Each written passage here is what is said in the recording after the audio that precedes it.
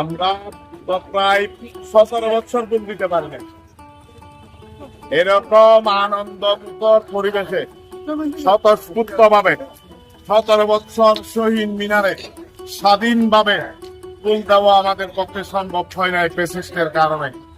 আমরা আজকে এই জাতীয়তাবাদী দল সরকার গঠন করেছে, দেশে এখন শান্তি বিরাজমান অবস্থায় আছে, বিরাজ করছে।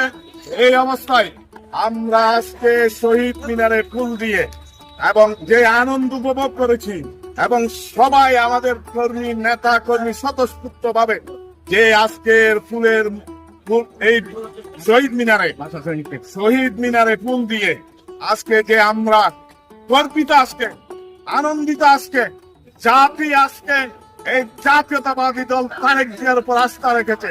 এই আস্থা আমরা আগামীতে আরো যাতে সুদৃঢ় হয় সেজন্য আমরা কাজ করব।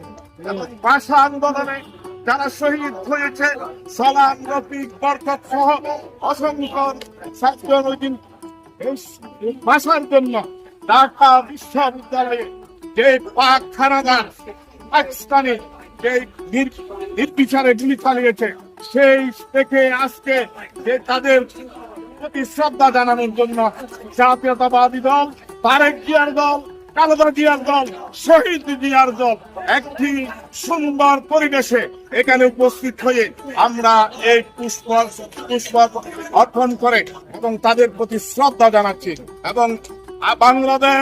এবং বাংলাদেশ এই দেশ যতদিন পর্যন্ত স্বাধীনতার সার্বভৌমত্ব অক্ষুণ্ণ থাকবে ততদিন পর্যন্ত তাদের প্রতি আমাদের শ্রদ্ধা, আমাদের ভবিষ্যৎ প্রজন্ম তাদেরকে শ্রদ্ধা করবে ইনশাআল্লাহ। আগামীতে আমাদের পথ চলা সবার সহযোগিতা কামনা এবং দেশ চলার জন্য তারেক জিয়াকে সহযোগিতার কামনা করে।